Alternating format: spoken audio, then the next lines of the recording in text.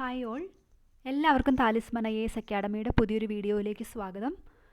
ഇന്ന് നമ്മൾ ഡിസ്കസ് ചെയ്യുന്നത് കഴിഞ്ഞ സെഷനിൽ ഡിസ്കസ് ചെയ്തതിൻ്റെ കണ്ടിന്യൂവേഷനാണ്. ഇതിൻ്റെ സെക്കൻഡ് പാർട്ടാണ് എൻവയൺമെൻറ്റൽ ലെജിസ്ലേഷൻസ്. കഴിഞ്ഞ ക്ലാസ്സിൽ പറഞ്ഞതുപോലെ വളരെ ഇമ്പോർട്ടൻ്റ് ആണ് ഫോർ UPSC പ്രിലിംസ്, KAS ആയാലും മറ്റ് കോമ്പറ്റേറ്റീവ് എക്സാംസിനൊക്കെ ആയാലും വളരെ പ്രധാനപ്പെട്ട ഒരു ടോപ്പിക്കാണ് എൻവയൺമെൻറ്റൽ ലെജിസ്ലേഷൻസ്, അല്ലെ എൻവയൺമെൻറ്റൽ പ്രൊട്ടക്ഷനുമായി ബന്ധപ്പെട്ടിട്ടുള്ള നിയമങ്ങൾ എന്ന് പറയുന്നത്.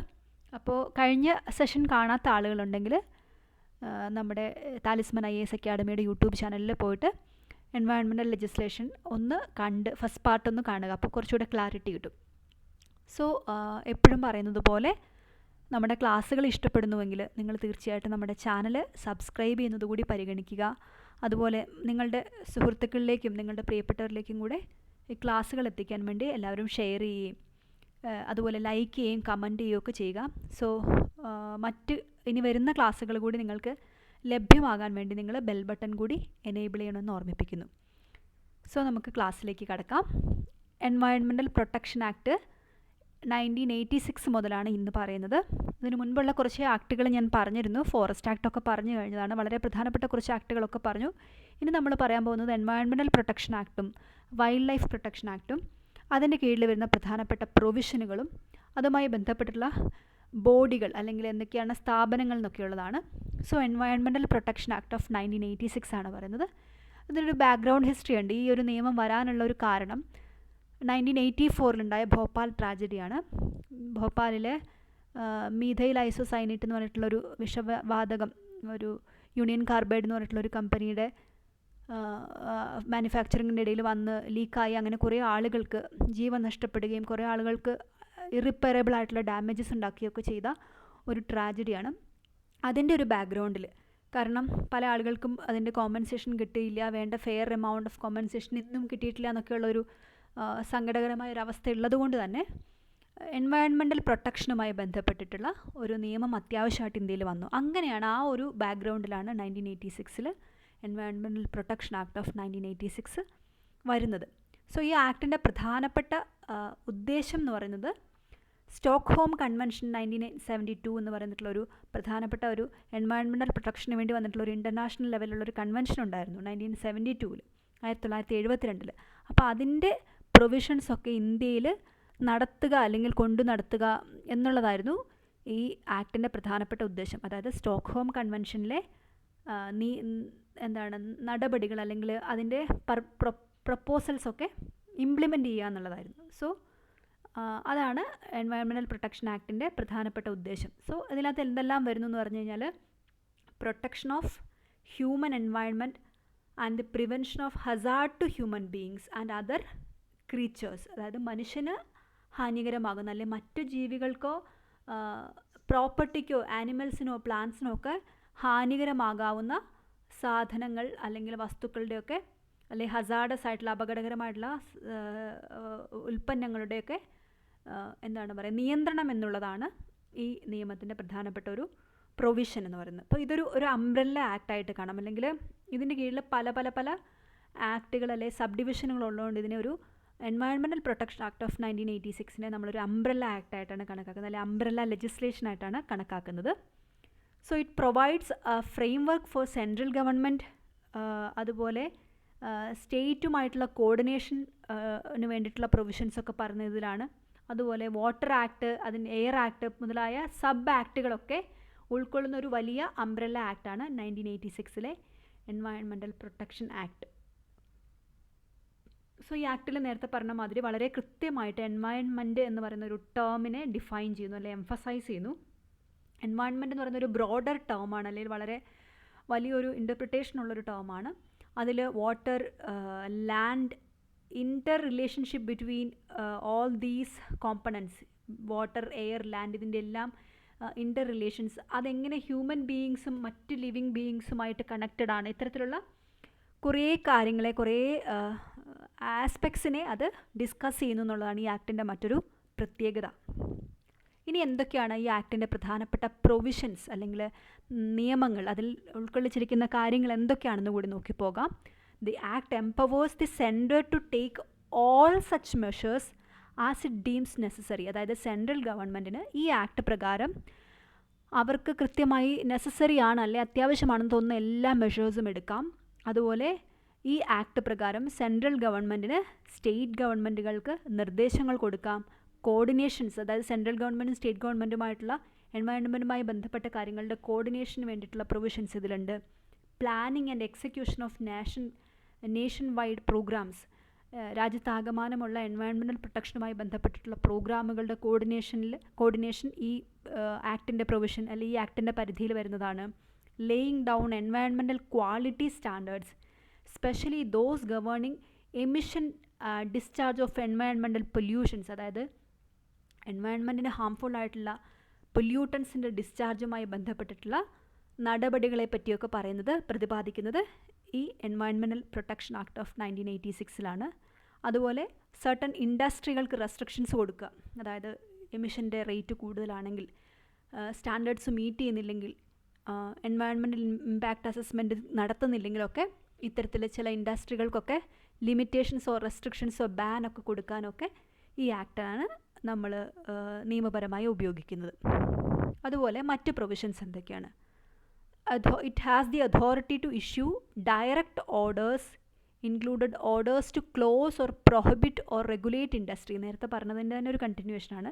ഏതെങ്കിലുമൊക്കെ ഒരു ഇൻഡസ്ട്രി അല്ലെങ്കിൽ ഒരു manufacturing unit environmental protection against ആയിട്ടുള്ള എൻവയോൺമെൻറ്റൽ പ്രൊവിഷൻസിന് എഗൻസ്റ്റ് ആയിട്ടുള്ള പൊല്യൂട്ടൻസ് ഡിസ്ചാർജ് ചെയ്യുന്നു, അല്ലെങ്കിൽ അതിൻ്റെ വേസ്റ്റ് മാനേജ്മെൻറ്റ് കറക്റ്റായിട്ട് പോകുന്നില്ല, എൻവയോൺമെൻറ്റിനോ മറ്റ് ക്രീച്ചേഴ്സിനോ ഹ്യൂമൻ ബീങ്ങിനോ ഒക്കെ ഹാംഫുൾ ആയിട്ടുള്ള എന്തെങ്കിലും എലമെൻറ്റ്സ് അവരുടെ ഭാഗത്ത് നിന്ന് ഉണ്ടാകുന്നുവെങ്കിൽ അവരെ ക്ലോസ് ചെയ്യാനോ പ്രൊഹിബിറ്റ് ചെയ്യാനോ അവരുടെ ഫങ്ഷനിങ് റെഗുലേറ്റ് ചെയ്യാനോ ഒക്കെയുള്ള അധികാരം എൻവയോൺമെൻറ്റൽ പ്രൊട്ടക്ഷൻ ആക്ട് ഓഫ് 1986 കീഴിലാണ് കൊടുത്തിരിക്കുന്നത്. So it gives the power of entry of examination, testing of equipments and other purposes, and power to analyze the sample of air, water, soil or any other substances from any place.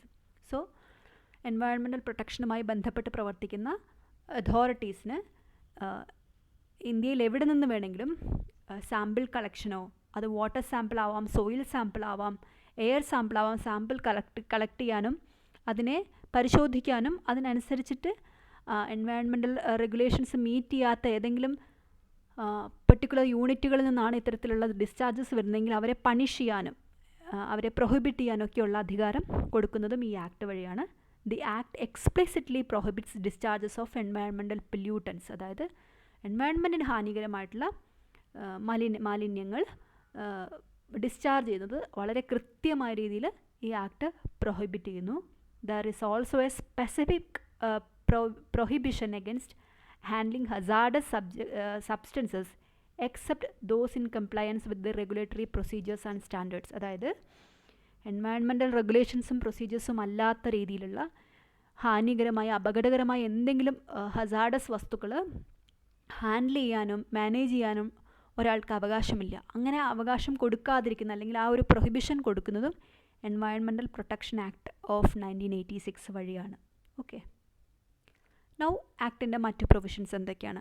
ഇങ്ങനെ പ്രൊഹിബിഷൻസും ക്ലോഷറും മാത്രമല്ല, അതിന് punish ചെയ്യാനുള്ള അവകാശമുണ്ട്. അതായത് penal provisions ഉണ്ട്, punishment കൊടുക്കാം. അപ്പോൾ ഈ പണിഷ്മെൻറ്റ് എങ്ങനെയൊക്കെയാണെന്ന് വെച്ച് കഴിഞ്ഞാൽ, for each failure contravention the punishment included a prison term up to 5 years. Imagine, 5 വർഷം വരെ തടവ് ശിക്ഷ ലഭിക്കാവുന്ന കുറ്റമാണ് എൻവയോൺമെൻറ്റൽ പ്രൊട്ടക്ഷൻ ആക്ട് ഓഫ് 1986 എന്താണ് പറയുക,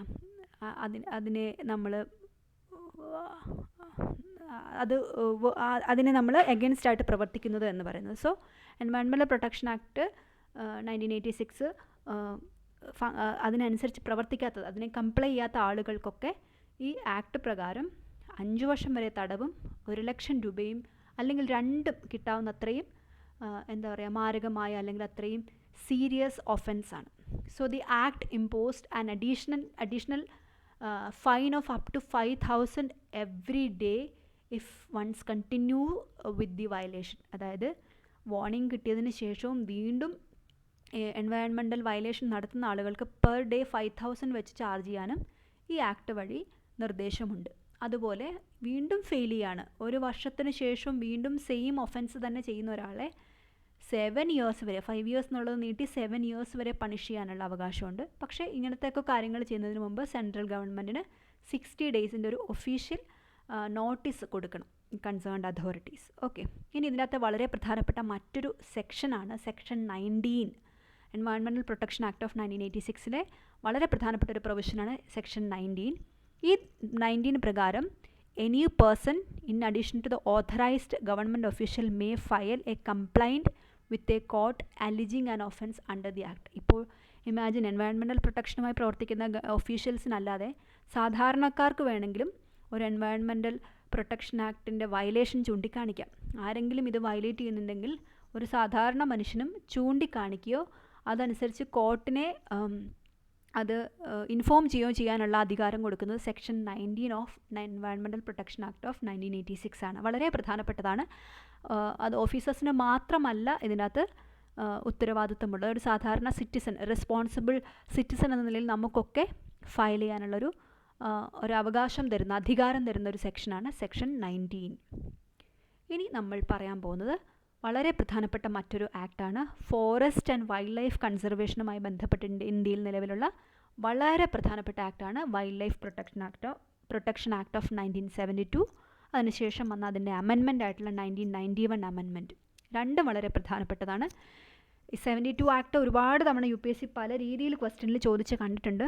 സോ നിങ്ങളതൊന്ന് നോക്കി പോകേണ്ടതുകൂടിയാണ്. So wild life protection act of 1972 basically ആ വാക്ക് പറയുന്നത് പോലെ തന്നെ വൈൽഡ് ലൈഫിൻ്റെ പ്രൊട്ടക്ഷൻ അല്ലേ, വന്യജീവികളുടെ സംരക്ഷണവുമായി ബന്ധപ്പെട്ടിട്ടുള്ള. അപ്പം വൈൽഡ് ലൈഫ് എന്ന് പറയുമ്പം it doesn't simply mean animals. അപ്പം വൈൽഡ് ലൈഫ് എന്ന് പറഞ്ഞു കഴിഞ്ഞാൽ ഇറ്റ് ഇൻക്ലൂഡ്സ് ഫ്ലോറ ആൻഡ് ഫോണ, അതായത് ആനിമൽസും പ്ലാന്റ്സും ഉൾക്കൊള്ളുന്നതാണ് വൈൽഡ് ലൈഫ്. അപ്പോൾ അതിൻ്റെ മുഴുവൻ പ്രൊട്ടക്ഷനെയും പറ്റി പ്രതിപാദിക്കുന്ന വളരെ പ്രധാനപ്പെട്ട ഒരു പ്രൊട്ടക്ഷൻ ആക്ടാണ് wild life protection act of 1972. So it empowers the central and the state governments to declare any area as wildlife sanctuary, national park or closed area. വളരെ ഇമ്പോർട്ടൻ്റ് ആണ്, ഇത് മുമ്പ് ക്വസ്റ്റ്യൻ ചോദിച്ചിട്ടുള്ളതാണ്. സോ സെൻട്രൽ ഗവൺമെൻറ്റിനോ state ഗവൺമെൻറ്റിനോ ഏതെങ്കിലും ഒരു protected ഏരിയനെ വൈൽഡ് ലൈഫ് സാങ്ച്വറി ആക്കണോ, നാഷണൽ പാർക്ക് ആക്കണോ, അല്ലെങ്കിൽ ഒരു എന്താണ് പറയുക പ്രൊട്ടക്റ്റഡ് ഏരിയ ആയിട്ട് ഡിക്ലെയർ ചെയ്യണമെങ്കിൽ it comes under the wild life protection act of 1972. മറന്നുപോയത്, വളരെ ഇമ്പോർട്ടൻ്റ് ആണ്. രണ്ടാമത്, there is a blanket ban on carrying out any industrial activity inside these protected area. അതായത് ഇതുപോലെ സംരക്ഷിത മേഖലകൾക്കുള്ളിൽ ഒരു ഇൻഡസ്ട്രിയൽ ആക്ടിവിറ്റി അല്ലെങ്കിൽ എന്തെങ്കിലും ഫാക്ടറികൾ അല്ലെങ്കിൽ മാനുഫാക്ചറിങ് യൂണിറ്റുകൾ പ്രവർത്തിക്കാൻ പാടില്ല എന്ന് നിർദ്ദേശിക്കുന്നത് wild life protection act of 1972. ഇനി എന്തൊക്കെയാണ് മറ്റു പ്രൊവിഷൻസ്?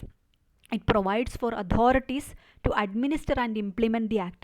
ഈ നിയമം നടപ്പിലാക്കാനുള്ള അധികാരം കൺസേൺഡ് ആയിട്ടുള്ള അതോറിറ്റീസിന് കൊടുക്കുന്നത് ഈ ആക്ട് വഴിയാണ്. ഹണ്ടിങ് പോലുള്ള ഹാംഫുൾ ആക്ടിവിറ്റീസ്, ആനിമൽസിനെ ഹണ്ട് ചെയ്യുന്നത് പോലെയുള്ള, അതായത് വേട്ടയാടൽ പോലുള്ള പ്രവർത്തനങ്ങൾ നിയന്ത്രിക്കുന്നത്. Protect specified plants, sanctuaries, national park or closed areas, trade and commerce of wild life animals. ഇതെല്ലാം ഉൾക്കൊള്ളുന്ന വളരെ വലിയൊരു ഒരു ആക്റ്റാണ്, ലെജിസ്ലേഷനാണ് എൻവയോൺമെൻറ്റൽ പ്രൊട്ടക്ഷൻ ആക്ട്. അതായത് ഹണ്ടിങ് നിരോധിക്കൽ, പ്രത്യേകമായി ജീവികളുടെ പ്രൊട്ടക്ഷൻ, നാഷണൽ പാർക്കുകളുടെ പ്രൊട്ടക്ഷൻ, വൈൽഡ് ആനിമൽസിൻ്റെ വ്യാപാരം, ഇതൊക്കെ തടയുന്നത്, ഇതിനെല്ലാമുള്ള ഒരു ആക്റ്റാണ് wild life protection act of 1972. The act prohibits hunting of animals except with the permission of authorized officer when an animal has become dangerous to human life or property.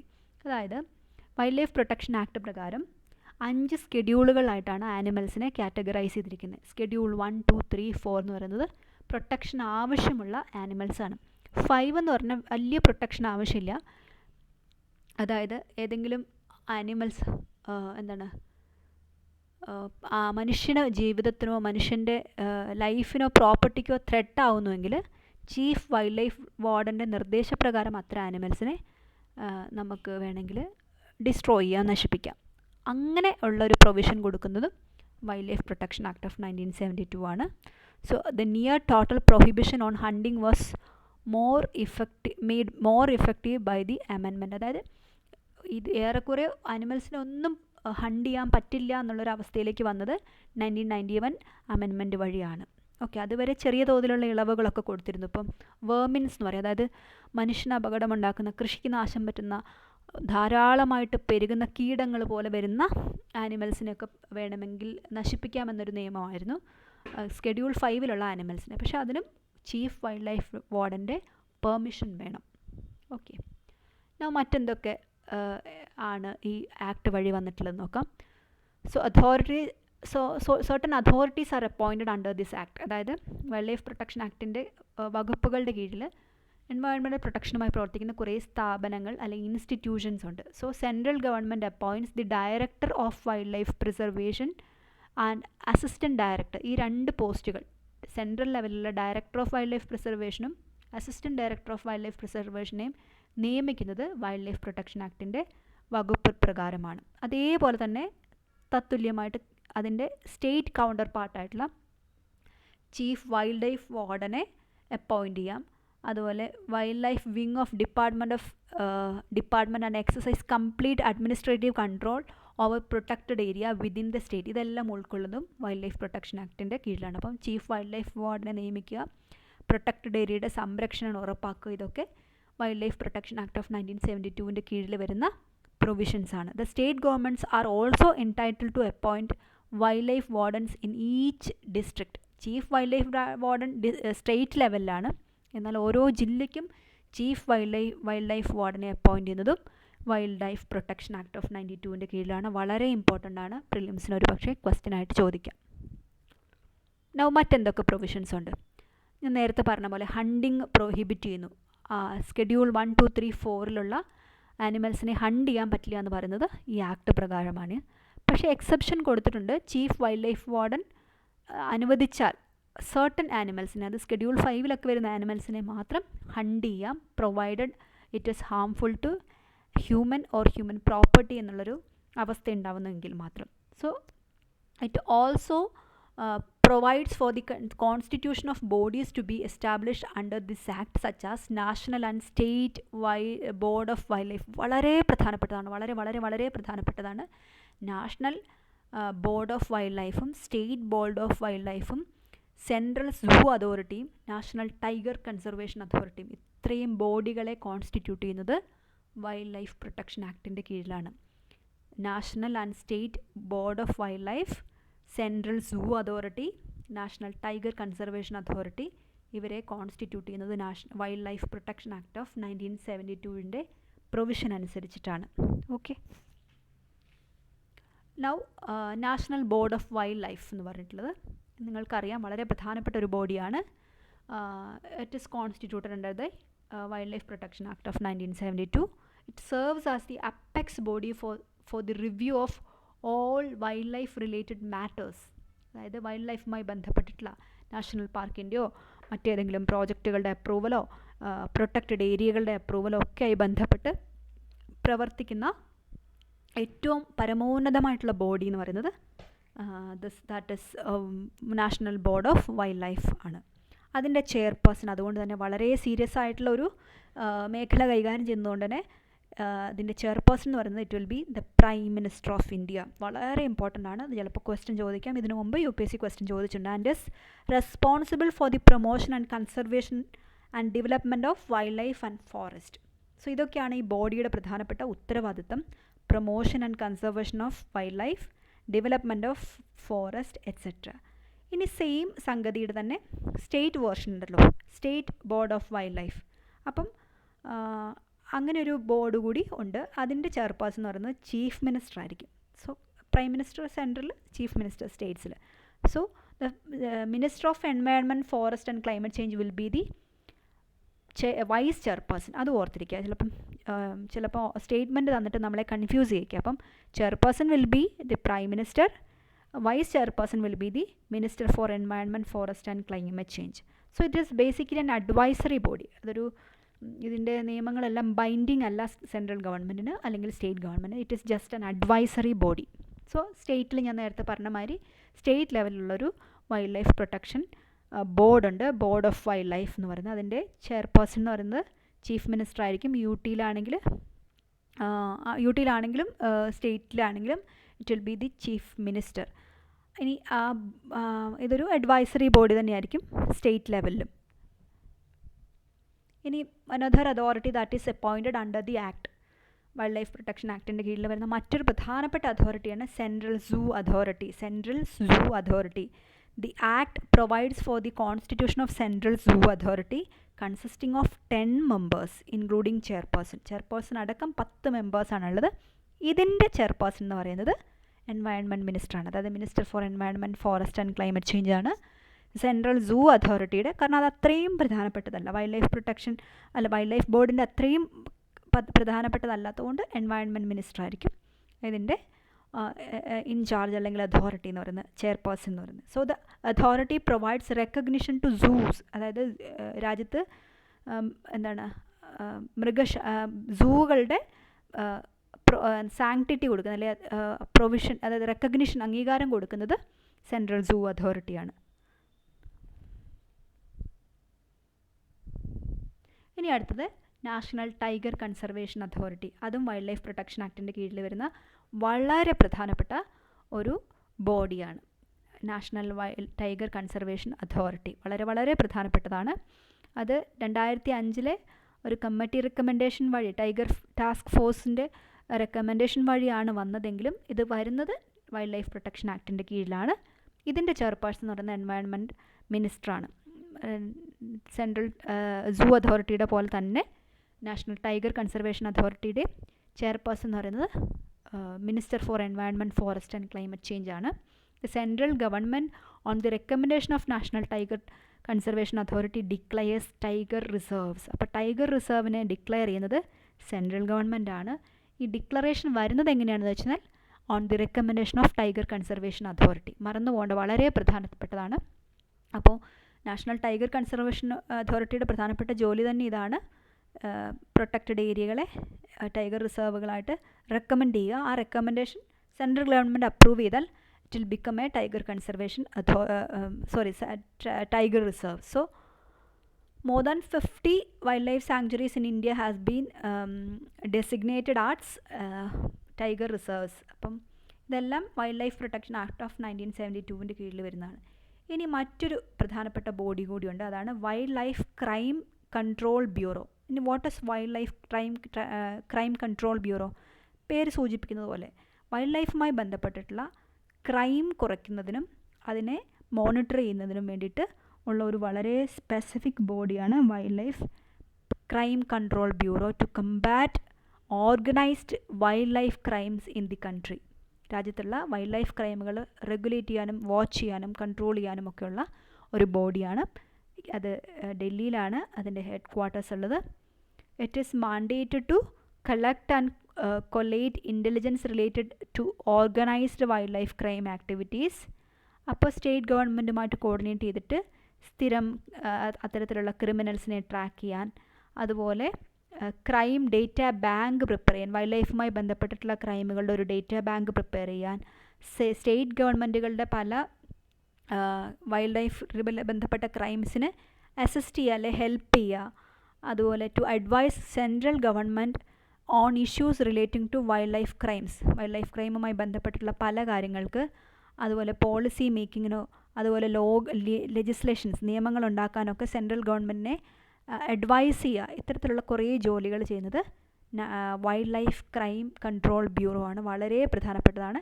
ഈ body വരുന്നതും national wild life protection act of 1972 കീഴിലാണ്. ഇനി ഞാൻ നേരത്തെ പറഞ്ഞിരുന്നു, ഈ wild life protection act of 1972 5 സ്കെഡ്യൂളുകളുണ്ട്. അതിലേറ്റവും പ്രധാനപ്പെട്ടത് സ്കെഡ്യൂൾ 1 ആണ്. സ്കെഡ്യൂൾ 4 വരെ ഉള്ളതിലാണ് ആനിമൽസിൻ്റെ പ്രൊട്ടക്ഷൻ എൻഷുർ ചെയ്തിരിക്കുന്നത്. പക്ഷേ 5 ചെറിയൊരു പ്രൊവിഷനുണ്ട്, അതായത് എക്സംഷനുണ്ട്.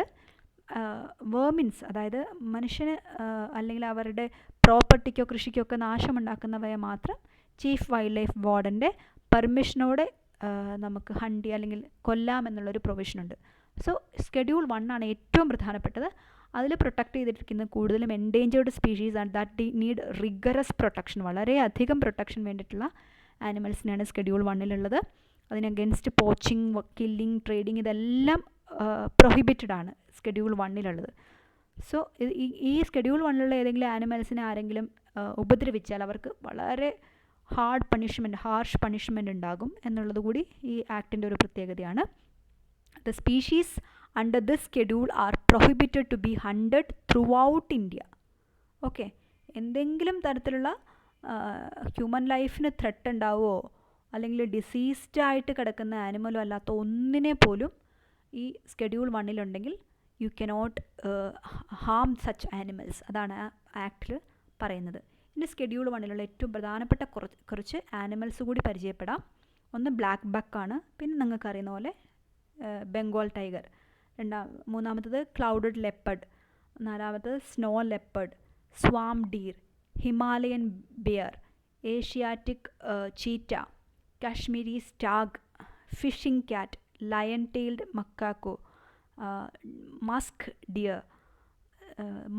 ഡിയർ, റൈനോസോസ്, അതുപോലെ ബ്രൗ ആൻറ്റേൾഡ് ഡിയർ, ചിങ്കാര അതായത് ഇന്ത്യൻ ഗസല്, അതുപോലെ capped langur, golden langur, hoolock gibbon, ഇതൊക്കെയാണ്. ഇത് കൂടാതെ കുറേ ആനിമൽസ് ഉണ്ട്. നമ്മുടെ സീ കൗ എന്നൊക്കെ പറയപ്പെടുന്ന ഡുഗോങ് ഒക്കെ ഇതിൽ പ്രൊട്ടക്റ്റഡ് ആയിട്ടുള്ള ആനിമലാണ്. കുറേ ആനിമൽസ് ഉണ്ട്. So schedule 1 is really important. അപ്പം കഴിഞ്ഞ വർഷങ്ങളിൽ ഈ ഏരിയയിൽ നിന്ന് വന്ന കുറച്ച് 1-2 ക്വസ്റ്റ്യൻ കൂടി പരിചയപ്പെട്ടിട്ട് നമുക്ക് ക്ലാസ് വൈൻഡപ്പ് ചെയ്യാം. ഒന്ന് നോക്കിക്കോളൂ. സോ നമ്മൾ പറഞ്ഞിരുന്നു സ്കെഡ്യൂൾ 1-നെ പറ്റി. So with reference to dugong അഥവാ നേരത്തെ പറഞ്ഞ പോലെ sea cow, the animal found in India which among the following statement is or are correct. 2015 question ആണ്. It is a herbivorous marine animal. Sea cow ആണ്, അപ്പോൾ obviously marine ആണ്, cow ആണ്, so it will be herbivorous. So 1 should be correct അല്ലേ. 1 should be correct എന്ന് പറയുമ്പോഴത്തേക്കും നമുക്ക് ഉറപ്പായിട്ടും ബിയും ഡിയും തെറ്റാണെന്ന് ഉറപ്പായിട്ടും പറയാം. So it is found along the entire coast of India. Entire coast of ഇന്ത്യയിലുണ്ടെങ്കിൽ അതിന് ഇത്രയും പ്രൊട്ടക്ഷൻ കൊടുക്കേണ്ട ആവശ്യമുണ്ടോ? ബേസിക്കലി എൻറ്റയർ കോസ്റ്റിലില്ല, അത് നമ്മുടെ തമിഴ്നാട് റീജിയനിലുള്ള പ്രൊട്ടക്റ്റഡ് ഏരിയകളിൽ മാത്രമേ ഉള്ളൂ.